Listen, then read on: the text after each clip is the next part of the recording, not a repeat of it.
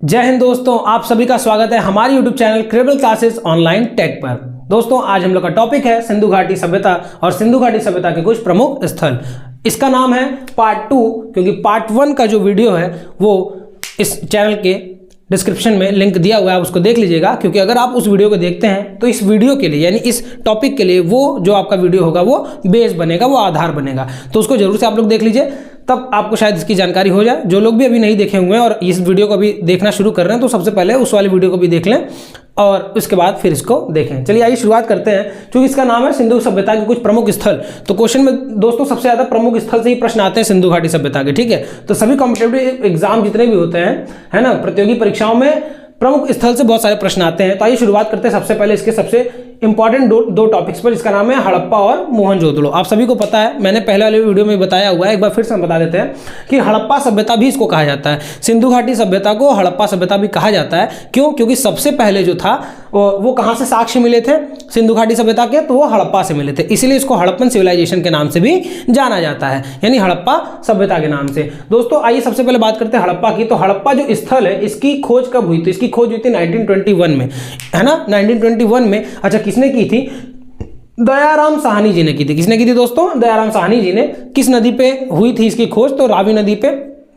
ध्यान हम लोग हमेशा रखेंगे सिंधु घाटी सभ्यता, तो सिंधु नदी हम लोग याद रखते हैं, लेकिन परीक्षा की दृष्टि से बहुत सारे ऐसे प्रश्न, बहुविकल्पी प्रश्न आते हैं, जो वन डे एग्जाम होता है उसमें आते हैं। तो आप लोग ध्यान रखेंगे कि रावी नदी के तट पर इसकी खोज हुई थी और ये जो है ये पाकिस्तान में है फिलहाल के मोंटगोमरी जिला में। ठीक है, यहाँ पर देखिए मोंटगोमरी ये जिला है, ठीक है, प्रांत है। यहाँ पर मोंटगोमरी प्रांत में पाकिस्तान के ये पाया गया है अभी, क्योंकि 47 के बाद भारत का क्या हो गया? विभाजन हो गया, तो इसीलिए हो गया।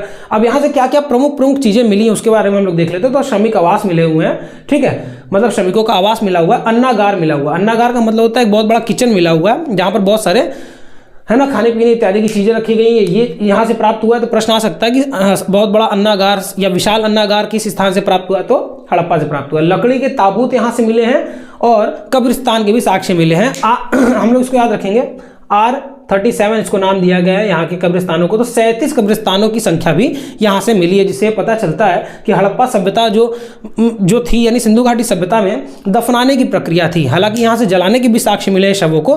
तो एक समय पर हो सकता है कि कभी दफनाने की रही हो और कुछ समय पश्चात ये क्या हो गई हो, जलाने की प्रक्रिया आ गई हो, क्योंकि जलाने की प्रक्रिया हम लोग को मोहनजोदड़ो में मिली हुई है। ठीक है, तो याद रखेंगे कि यहाँ से R7 नाम का नाम दिया गया है। R37 इसको हम लोग याद रखेंगे। R37 कब्रिस्तान भी यहाँ से मिला हुआ है। ठीक है दोस्तों, चलिए इसको याद रखते हैं, आगे बढ़ते हैं। अगला जो हम लोग को पढ़ना है उसका नाम है मोहनजोदड़ो। अब हड़प्पा सभ्यता चूंकि सबसे पहली सभ्यता, माफ कीजिएगा, सबसे पहला केंद्र स्थल जहां से खोजा गया, है ना, लेकिन सबसे समृद्ध जो एरिया मिला, यानी सबसे बड़े एरिया में जो मिला है उसका नाम है क्या? उसका नाम है मोहनजोदड़ो। ये वर्तमान में कहाँ है? ये भी वर्तमान के पाकिस्तान में। कहाँ पे? तो लरकाना जिला में। याद रखिएगा, पाकिस्तान के लरकाना जिला में। हाँ, ये खोजी गई थी सिंधु नदी के पास। इसके खोजकर्ता कौन है? तो इसके ऊपर वाले के कौन है? ऊपर वाले के हम लोग को पता ना, दयाराम साहनी जी। तो नीचे कौन होंगे भाई? 1922, एक साल बाद, पिछले वीडियो में हम लोग पढ़े हुए ना, तो राखलदास बनर्जी जी ने इनको खोजा था। याद रखिएगा, हड़प्पा से विशाल अन्नागार मिले हैं, तो वही स्नानागार जो हैं वो कहाँ से मिले हैं? वो मोहनजोदड़ो से मिले हैं। हम लोग याद रखेंगे विशाल अन्नागार का मतलब किचन से संबंधित बड़ी बड़ी। अब स्नानागार से मतलब क्या है? तो एक बहुत बड़ा ऐसा प्लेस, स्विमिंग पूल आप लोग समझते हैं ना, तो यहाँ पर भी जैसे चारों तरफ से सीढ़ियाँ गई हैं और नीचे एक बड़ा सा पॉन्ड है, तालाब है, वो ऐसा चीज यहाँ पर मिला हुआ है। विशाल स्नानागार यहाँ पे मिला है मोहनजोदड़ो में। ठीक है, और इंपॉर्टेंट क्या मिला है? तो एक श्रृंगी पशु की क्या मिली है? मुद्राएं मिली है। आप लोगों ने पिक्चर भी देखा होगा, मोहनजोदड़ो करके एक पिक्चर है ऋतिक रोशन की, उसमें भी दिखाया गया है। ठीक है, एक श्रृंगी का मतलब होता है एक सिंह वाले, है ना, तो एक सिंह वाले पशु की मुद्राएं भी मिली, मुद्राओं पर अंकन मिला है। कान से मूर्ति मिली है, पुरोहितों की मूर्ति मिली है, पुरोहितों का आवास मिला है। ठीक है, जिससे पता चलता है कि हाँ, पुरोहित व्यवस्था भी यहाँ पर थी। और घर में कुआं मिला हुआ है और सड़कें जो हैं बहुत ही चौड़ी हैं। ग्रिड पद्धति के द्वारा, हमने आपको पहले ही बताया, पहले वाली वीडियो में ये सभी बातें हैं। तो हम लोग समझेंगे कि मोहनजोदड़ो से क्या परीक्षा की दृष्टि से महत्वपूर्ण चीजें हम लोगों को मिली हुई हैं, ध्यान रखेंगे। तो ये कुछ इसके मोहनजोदड़ो के पॉइंट्स हो गए, इसको आप लोग देख लीजिएगा, नोट्स बनाते चलिएगा आप लोग। आइए तीसरे अपने पॉइंट पे चलते हैं जो कि बहुत इंपॉर्टेंट है, इसका नाम है लोथल। लोथल दिमाग में आते ही हम लोग को बंदरगाह याद आने लगता है। ठीक है, पत्तन, क्योंकि यहाँ से यानी सिंधु सभ्यता में जो व्यापार होता था विदेशों से वो इसी बंदरगाह के पास से होता था, ऐसे साक्ष्य मिले हुए हैं। तो ये बहुत इंपॉर्टेंट हो जाता है। अच्छा, ये कहाँ से है? तो ये भारत के अहमदाबाद में, ठीक है। आप लोग गुजरात जानते होंगे राज्य, तो गुजरात के अहमदाबाद में ये लोथल इलाका मिला हुआ है, भोगवा नदी के किनारे। याद रखिएगा, देखिए यहाँ लिखा है भोगवा नदी 1957 में। इसको खोजा किसने? तो इसको RR जी ने खोजा। RR मतलब रंगनाथ राव, तो RN राव भी इनको कहा जाता है, या RR भी कह सकते हैं आप लोग जैसे याद रखें RN राव भी आप कह सकते हैं, ठीक है, याद रखिएगा। चलिए आगे देखते हैं। अगला जो है, तो ये बंदरगाह जो अभी मैंने बताया लोथल संबंधित, गोदीवाड़ा एक इलाका जहां से बंदरगाह यहाँ के प्राप्त हुए। पत्तन भी कहा जा सकता है ना, प्रश्न में आपको घुमा सकता है, बोलेगा कि पत्तन कहाँ से प्राप्त हुए, तो पत्तन बोलिए, चाहे बंदरगाह बोलिए, चाहे पोर्ट बोलिए, बातें की, ठीक है। चलिए आगे चलते हैं। अगला पॉइंट है अग्निकुंड, यहाँ से मिले बड़े बड़े हाथी दांत मिले हुए हैं। यहाँ पर युगल, माफ कीजिएगा, देखिए यहाँ युगल होगा, युगल शवाधान पद्धतियां मिली हैं। युगल शवाधान क्या होता है? हमने आपको बताया कि हड़प्पा में क्या है, कब्रिस्तान मिले हुए हैं, यानी कि दफनाने की प्रक्रिया, मोहनजोदड़ो में जलाने का साक्ष्य मिला है, जबकि लोथल में युगल शवाधान मिला। युगल शवाधान का मतलब क्या होता है कि जोड़ियों में दफनाने की प्रक्रिया, ठीक है, जोड़ियों में यहाँ पर शव मिले हुए हैं, ठीक है। कितने मिले? 3, याद रखेंगे। यहाँ पर चावल के साक्ष्य मिले हैं और घोड़े के मृदभांड मिले हैं। दोस्तों मृदभांड से मतलब क्या होता है? मृद मतलब होता है मिट्टी, और मृदभांड का मतलब होता है मिट्टी से बनी हुई मूर्तियां, मूर्ति को हम लोग बोलते हैं, ठीक है। तो याद रखेंगे। तो लोथल से ये प्रमुख चीज हम लोग की प्राप्त हुई, तीसरे नंबर का। चौथा नंबर क्या है? कालीबंगा। तो कालीबंगन कहते हैं, कालीबंगा कहते हैं, कहाँ पर है? राजस्थान में। इसको हाईलाइट कर देते हैं हम। ये कहाँ पर है? ये राजस्थान के हनुमानगढ़ नामक इलाके से प्राप्त हुई है। कहाँ से? तो ये प्राप्त हुई कालीबंगा हनुमानगढ़ के, राजस्थान हनुमानगढ़ से। ध्यान रखेंगे यहाँ किस नदी के किनारे? तो सबसे पहले देख लीजिए, अमलानंद घोष जी के द्वारा 1952 में इसकी खोज हुई। जो ऑब्जेक्टिव क्वेश्चन है इसको ध्यान से आप लोग रखते रहिए, और जब इस वीडियो को आप लोग देख लेते हैं, है ना, तो सबसे पहले तो ये किया करिए कि आप लोग इसको शेयर कीजिए अपने दोस्तों को जो लोग तैयारी कर रहे हैं वनडे एग्जाम्स की, ठीक है। उसके बाद क्या करिए कि आप ऑब्जेक्टिव बुक्स ले लीजिए, जो ऑब्जेक्टिव क्वेश्चंस आते हैं उसको लेकर सॉल्व कीजिए। कितना आपका इस वीडियो से उसमें हेल्प हो रहा है ये देखिए। ये जो यहाँ पर आप लोग सेशन अटेंड कर रहे हैं इससे कितना हेल्प हो रहा है। आई होप आपको बहुत सारी मदद मिलेंगी, ठीक है, वनडे एग्जाम के लिए। ध्यान रखिएगा। तो घग्गर नदी के किनारे ये कालीबंगा स्थान मिला था, जो कि कहाँ पर है? हनुमानगढ़, राजस्थान में है। याद रखेंगे हम लोग। यहाँ पर अमलानंद घोष जी के द्वारा 1952 में खोज की गई थी। जूते हुए खेत के साक्ष्य मिले हैं। अब जूते हुए खेत के साक्ष्य का मतलब समझ लीजिए, मान लीजिए खेत है तो यहाँ पर ऐसे ऐसे जूता हुआ खेत का साक्ष्य यहाँ पर मिला हुआ है, ठीक है। हम लोग इसको याद रखेंगे, जूते हुए खेत के साक्ष्य यहाँ पर मिले हुए हैं। अग्निकुंड मिला हुआ है, ठीक है। अच्छा, अग्निकुंड कहाँ कहाँ से मिले हुए प्रश्न आ सकता है, तो लोथल से भी मिला है, कालीबंगा से भी मिला हुआ है। चूड़ियों के साक्ष्य मिले हैं। कालीबंगा, बंगा मतलब बैंगल, आप ऐसे याद, काली चूड़ियाँ, काली बैंगल, कालीबंगा, आप ऐसे याद रख सकते हैं, ठीक है। कुछ लोग ऐसा कहते हैं कि यहाँ पे भूकंप के भी साक्ष्य मिले हुए हैं, ठीक है। तो भूकंप के आने से स्थान खराब हो गया, जर्जर हो गया, टूट गया, पतन हो गया, तो भूकंप के भी साक्ष्य कालीबंगन से मिले हुए हैं। चलिए आइए अगले पॉइंट पर चलते हैं हम लोग। अगला पॉइंट हम लोग का कौन सा है? राखीगढ़ी। राखीगढ़ी कहाँ पर है? तो राखीगढ़ी है हरियाणा, पंजाब हरियाणा आप लोग सुने होंगे, तो हरियाणा से, ठीक है। हिसार एक इलाका है, वहां से है राखीगढ़ी।